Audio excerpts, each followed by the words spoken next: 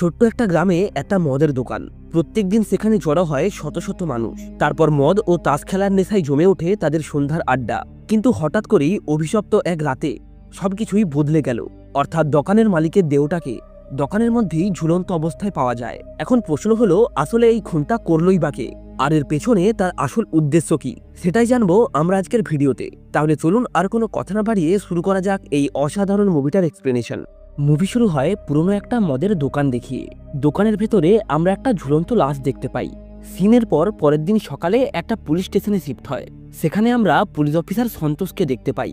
Senior officer তাকে বলে, কাল মদের দোকানে যে লাশটা পাওয়া গেছে তার ইনভেস্টিগেশন তুমি করবে। এটা শুনে সন্তোষ কিছুটা চুপ থাকার পর বলে, স্যার, এই কেসের ইনভেস্টিগেশন আমি করতে পারবো না। সিনিয়র অফিসার তাকে কারণ জিজ্ঞাসা করলে সে বলে, আমার বাবা মদ খেয়ে আমার মাকে প্রচুর মারধর করত। বাবার অত্যাচার সহ্য করতে না পেরে আমার মা মারা যায়। এই কারণে আমি মদের গন্ধ সহ্য করতে পারি না। মদের গন্ধ নাকে আসলে আমার সমস্ত পুরানো স্মৃতিগুলি মনে পড়ে যায়। তাই আমি এই কেসটা নিতে পারবো না। তখন সিনিয়র অফিসার বলে, তোমার নাম ডিএসপি রিকমেন্ড করেছে। এমন জটিল একটা কেস তোমার মতো সিনসিয়ার অফিসাররাই সলভ করতে পারবে। সন্তোষ বুঝতে পারে সে যদি এই কেসটা সলভ করতে পারে তাহলে খুব দ্রুত ভালো পদে তার প্রমোশন হবে। তাই সে তার সমস্ত অতীতকে পাশে সরিয়ে রেখে এই কেসটা নিতে রাজি হয়। কেসটা অফিসিয়ালি তার হাতে আসার পর সন্তোষ সুনীল নামের এক ব্যক্তিকে ডেকে পাঠায়। সুনীলের বডি ল্যাঙ্গুয়েজ দেখে সন্তোষ বুঝতে পারে সে কোনো সাধারণ ব্যক্তি নয়। সন্তোষ সুনীলকে জিজ্ঞাসা করে, তুমি কে? সুনীল বলে, আমি আগে সিআরপিএফ এ কাজ করতাম, এখন আমি একজন রিয়েল এস্টেট ব্যবসায়ী। এরপর সন্তোষ জিজ্ঞাসা করে, কাল রাতে দোকানে কি হয়েছিল? সুনীল বলে, কাল রাতে প্রচন্ড বৃষ্টি হচ্ছিল। আমরা প্রায় 11 জন ওই দোকানে ছিলাম। তাস খেলতে খেলতে দুজন ব্যক্তির মধ্যে হঠাৎ করেই তর্কাতর্কি শুরু হয় এবং হাতাহাতি করতে করতে তারা পাশের রুমে চলে যায়। তারপর কিছু একটা দেখে তারা দুজনেই আতঙ্কিত হয়ে পড়ে। আমরা দ্রুত সেখানে গিয়ে দেখি দোকানে লাশ ঝুলছে। দোকানদারের নাম হলো বাবু। সন্তোষের পর রাজেশ নামের এক ব্যক্তিকে ডেকে পাঠায়। সন্তোষ তাকে জিজ্ঞাসা করে দোকানে কি হয়েছিল। তখন রাজেশ জানায়, বাবুর লাশটা নিচে নামানোর পর আমরা তাকে সিপিআর দেওয়ার চেষ্টা করি, তবে ততক্ষণে সে মারা গিয়েছিল। পুলিশ ওই দিন ঘটনাস্থলে থাকা আরও দুজনকে থানায় ডেকে পাঠায়। তারা বলে, সিপিআর দিয়ে যখন কোনো কাজ হয় না তখন সুনীল পুলিশকে ফোন করে ব্যাপারটা জানায়। সুনীলের মনে হয়েছিল যে বাবু কখনোই আত্মহত্যা করতে পারে না, যতটা সম্ভব তাকে কেউ হত্যা করেছে। আর এই দোকানে মাত্র 2টি দরজা ছিল, 2টি দরজাই আবার ভেতর থেকে বন্ধ, অর্থাৎ বাইরে থেকে কেউই ভেতরে আসতে পারবে না।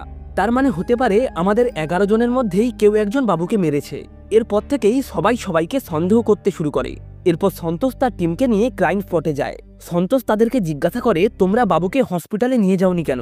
তখন তারা বলে, আমরা মদ খেয়েছিলাম, তাই ড্রাইভ করলে আমাদের ক্ষতি হতে পারত। এরপর সন্তোষ রুমটাকে ভালো করে সার্চ করলে সেখান থেকে 2টো রিভলভার পায়। এরপর সে একটা চেয়ার দেখতে পায়, তবে সেটাতে সে বাবুর কোনো হাতের ছাপ পায় না।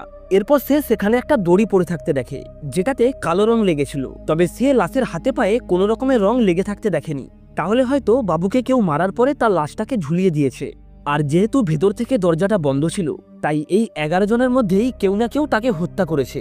এই সময় সন্তোষ হঠাৎ করেই অসুস্থ হয়ে পড়ে, কারণ মদের গন্ধ তার সহ্য হতো না। এখান থেকে সিন ঘটনার দিনে শিফট হয়। বাবুর দোকানে কান্নান নামের এক ব্যক্তি কাজ করত। অনেক রাত হয়ে যাওয়ায় সে সবাইকে বলে, তোমরা চলে যাও, আমি দোকানটা বন্ধ করব।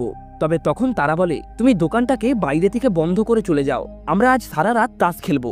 এই সময় বাবু পাশের রুমে বসে মদ খাচ্ছিল। এখান থেকে সিন আবারও বর্তমানে ফিরে আসে। সন্তোষ তাদেরকে জিজ্ঞাসা করে, তোমাদের কি কাউকে সন্দেহ হচ্ছে? তখন তাদের মধ্যেই একজন বলে, আমার মনে হয় কান্নানি বাবুকে খুন করতে পারে, কারণ কান্নানের স্ত্রী মিরিন্ডা মাঝে মধ্যেই বাবুর সঙ্গে দেখা করতে আসতো। আর এই ব্যাপারটা কান্নানের একদমই পছন্দ হতো না। পরের দিন মিরিন্ডাকে থানায় ডাকা হয়। মিরিন্ডা জানায়, বাচ্চা নষ্ট হওয়ার পর থেকেই কান্নান সর্বদাই তার গায়ে হাত তুলত এবং তাকে বাবুর সঙ্গে কথা বলতে দেখলে আরো রেগে যেত। এসব শোনার পর সন্তোষ আবারও কান্নানকে ডেকে পাঠায়। কান্নান বলে, বাবু একজন ক্যারেক্টারলেস, সে শুধুমাত্র আমার নয় অন্যদেরও স্ত্রীর পেছনে পড়ে থাকতো। এরপর সে একটা ঘটনা শোনায়। একদিন কয়েকজন ব্যক্তি দোকানে রং করতে এসেছিল। তারা নিজেদের মধ্যে গন্ডগোল করে দোকানটাকে ভাঙচুর করে। এতে বাবু রেগে গিয়ে তাদেরকে প্রচুর মারে। তারপর থেকেই কান্নান বাবুকে খারাপ মানুষই মনে করে। সন্তোষ বলে, তাহলে তুমি খুনটা কখন করলে? কান্নান বলে, আমার কি মাথা খারাপ যে খুন করতে যাব? আমি ছোটখাটো ম্যাজিক করি আর বাবুর দোকানে কাজ করে সংসার চালাই। আমি নিজের পায়ে নিজেই কেন কুড়োল মারতে যাব? সন্তোষ আবারও মিরিন্ডাকে ডেকে পাঠায়। সে বলে, আমরা প্রেম করে বিয়ে করেছিলাম, তবে কান্নান আমাকে খুবই সন্দেহ করত। এবং অন্য কারোর সাথে একটু হেসে কথা বললেও সে অনেক ঝামেলা করত।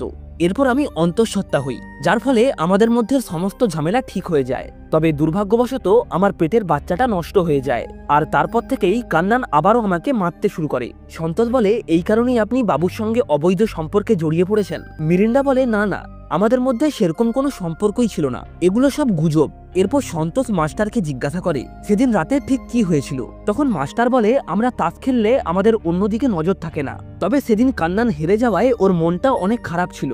সন্তোষের পর আরো ইনভেস্টিগেশন করে জানতে পারে যে দড়িটা দিয়ে বাবু গলায় ফাঁস নিয়েছিল সেটা কান্নান কিনে এনেছিল।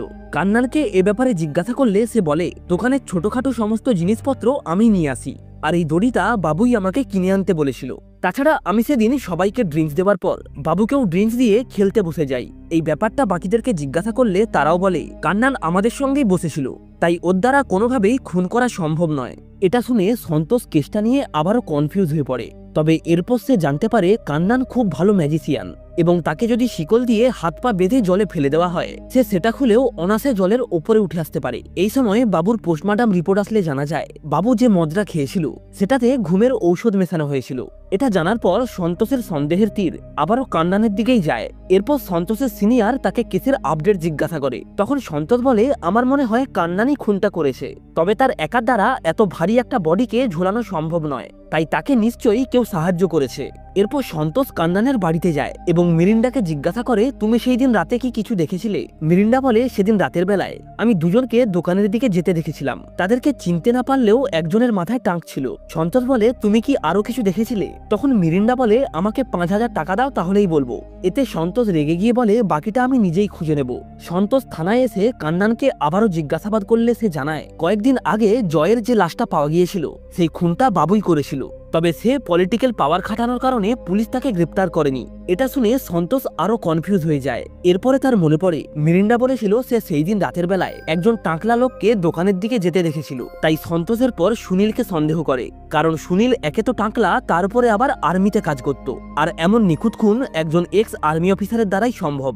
এরপর সন্তোষের সিনিয়র বলে, একটা কেস সলভ করতে কত সময় লাগে? তোমাকে আর বেশি সময় দিতে পারবো না, যদি না পারো এখনই বলে দাও। এখন কেসটা শুধু কেস নয়, সন্তোষের সম্মানেরও ব্যাপার হয়ে দাঁড়ায়। সে ঠিক করে সে যে কোনো প্রকারে এই কেসটা সলভ করবে, তাই সে আবারও মিরিন্ডার কাছে যায়। সন্তোষ মিরিন্ডাকে বলে, তুমি সেদিন কি কি দেখেছো সত্যি করে বলো। মিরিন্ডা বলে, আমি সেদিন সুনীলকে দোকানে যেতে দেখেছিলাম, তবে তার সঙ্গে আরো একজন ব্যক্তি ছিল, তাকে আমি অন্ধকারে চিনতে পারিনি। অন্যদিকে কান্নান সুনীলের সঙ্গে দেখা করে বলে, বাবু জয়কে মেরেছিল, আর সেটা আমি নিজের চোখেই দেখেছি। এর জন্যই বাবু আমাকে ধমক দিয়ে বলে, আমি যদি এই ঘটনাটা কাউকে বলি তাহলে সে আমাকে মেরে ফেলবে। তখন সুনীল রেগে গিয়ে বলে, আমাকে আগে বলিসনি কেন? কান্নান বলে, আমি তোমাকে বলতে গিয়েছিলাম, তবে পাশের জানালার কাছে বাবু দাঁড়িয়েছিল, এই কারণে বলতে পারিনি। আর এই সন্তোষই হলো জয়ের ছেলে, সে তার বাবার খুনিকে মেরে আমাদেরকেই ফাঁসানোর চেষ্টা করছে। আমাদের সন্তোষের বিরুদ্ধে প্রমাণ জোগাড় করতে হবে। এরপর তারা সেই মদের দোকানের কাছে যায় এবং সেখানে চারিদিকে খোঁজাখুঁজি করলে একটা সিগারেটের টুকরো পায়, আর ওই ব্র্যান্ডের সিগারেট একমাত্র সন্তোষ খায়। এদিকে রাতের বেলায় মেরিন্ডা সন্তোষকে ফোন করে বলে কেউ একজন তাকে মারার জন্য এসেছে এবং দরজা ভাঙার চেষ্টা করছে। সন্তোষ সাথে সাথেই বেরিয়ে পড়ে, তবে যখন সে মিরিন্ডার বাড়ি পৌঁছায় ততক্ষণে লোকটি পালিয়ে যায়। সন্তোষের পর মিরিন্ডার বাড়ির সামনে বড় বড় জুতোর ছাপ দেখতে পায়, আর এত বড় জুতো একমাত্র সুনীল পরে।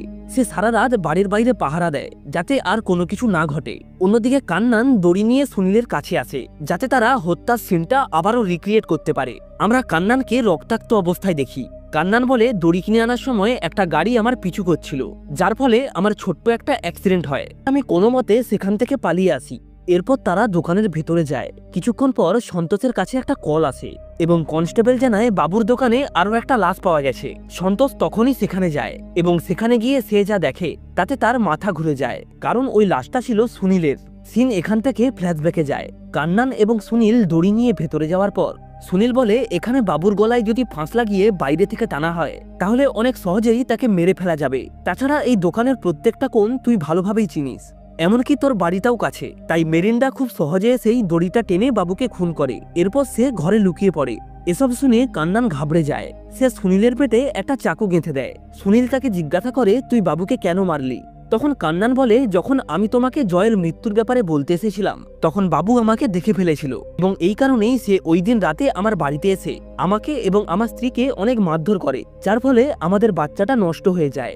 এখন তুমি বলো যে আমাদের বাচ্চার হত্যা করেছে তাকে আমি কিভাবে ছেড়ে দেব? আমি আর মেরিন্ডা অনেকদিন ধরেই বাবুকে মারার প্ল্যান করছিলাম এবং আমরা দুজন মিলে ইচ্ছে করে ঝামেলা করতাম যাতে কেউ আমাদেরকে সন্দেহ না করে। এরপর খুনের দিন আমি বাবুর দোকানে একটা লাল রঙের ল্যাম্প লাগিয়ে দিয়েছিলাম এবং সময় বুঝে ল্যাম্পটা জ্বালিয়ে দেই, যেটা দেখে মিরিন্ডা চলে আসে। এদিকে কান্নান বাবুর ড্রিঙ্কসে ঘুমের ঔষধ মিশিয়ে রেখেছিল। এরপর বাবু ঘুমিয়ে গেলে মেরিন্ডা বাইরে থেকে দড়িটা সুনীলের গাড়িতে বেঁধে দেয় এবং টায়ারের সামনে থেকে ইটটা সরিয়ে দিলে গাড়ি ঢাল বরাবর গড়াতে শুরু করে, যার ফলে দড়িতে টান লেগে বাবু ঝুলে যায় এবং সেখানেই তার মৃত্যু হয়। এরপর সবাই যখন বাবুর লাশটি দেখতে পায় তখন কান্নান চুপিসারে দড়িটা কেটে দিয়েছিল আর মিরিন্ডাও বাইরে থেকে দড়িটা টেনে নেয়। সবকিছু শোনার পর সুনীল তাকে বলে, তুমি মিরিন্ডাকে নিয়ে এখান থেকে পালিয়ে যাও। তাই কান্নান দোকানে আগুন লাগিয়ে দেয়। আসলে কান্নান ভেবেছিল তাকে কেউ ধরতে পারবে না এবং সবার দেওয়া বয়ান অনুসারে তাকে সন্দেহ করারও কোনো কারণ ছিল না। তবে সন্তোষ যখন তাকে সন্দেহ করা শুরু করে তখন সে অন্য এক ফন্দি আটে। সে সন্দেহের তীরটা সুনীলের দিকে ঘোরানোর চেষ্টা করে, কারণ সুনীল আর্মিতে কাজ করেছে, তাই এমন নিখুঁত হত্যার অভিযুক্ত হিসেবে সবাই প্রথমে তাকেই সন্দেহ করবে। আর এই জন্যই মিরিন্ডা সন্তোষকে মিথ্যে গল্প শোনায়। সে লোকটার এমনভাবে বর্ণনা দেয় যাতে সন্তোষ সুনীলকে সন্দেহ করে। এদিকে আবার কান্নান সুনীলকে বোঝানোর চেষ্টা করে যে খুনটা সন্তোষ করেছে এবং সে মদের দোকানের পেছনে সন্তোষ যে ব্র্যান্ডের সিগারেট খায় তার একটা টুকরো আগে থেকেই ফেলে এসেছিল, যাতে সুনীল সন্তোষকেই সন্দেহ করে। আর এ থেকে সুনীল কোনো ভুল করলে সন্তোষ তাকে গ্রেপ্তার করে নেবে। তবে সুনীল আসল ব্যাপারটা বুঝতে পারে, তাই বাধ্য হয়েই কান্নান সুনীলকে মেরে ফেলে। এরপর কান্নান বাড়ি ফিরে আসে। কান্নান মিরিন্ডাকে কাঁদতে কাঁদতে বলে, এবার সন্তোষ এসে আমাদেরকে গ্রেপ্তার করবে। কিছুক্ষণ পরে সেখানে সন্তোষ চলে আসে, তবে কান্নান সেখান থেকে পালানোর জন্য একটা চাকু মিরিন্ডার গলায় ধরে। তবে সন্তোষ কান্নানের দিকে গুলি চালায়, কিন্তু দুর্ভাগ্যবশত গুলিটা গিয়ে লাগে মিরিন্ডার গায়ে। সিনের পর কিছুদিন পরে হসপিটালে দেখানো হয়। এখন মিরিন্ডা মোটামুটি সুস্থ হয়ে উঠেছে। সন্তোষ বলে কান্নান সুনীলের খুন করেছে, তবে বাবুর খুনের মাস্টারমাইন্ড অন্য কেউ ছিল, সে হয়তো আমাদের সামনেই আছে। আসলে সন্তোষ জানতো যে বাবুর হত্যার সঙ্গে মেরিন্ডাও জড়িত, তবে সে তাকে গ্রেপ্তার করে না। হয়তোবা কান্নান নিজেই সব দোষ নিজের ঘাড়ে নিয়ে নিয়েছে। আর এর সাথেই এই মুভিটা এখানেই শেষ হয়। ভিডিওটা ভালো লেগে থাকলে অবশ্যই একটা লাইক করে চ্যানেলটাকে সাবস্ক্রাইব করে রাখবেন। তাহলে আজ এই অবধি, দেখা হচ্ছে নেক্সট ভিডিওতে নতুন কোনো মুভির এক্সপ্লেনেশন নিয়ে।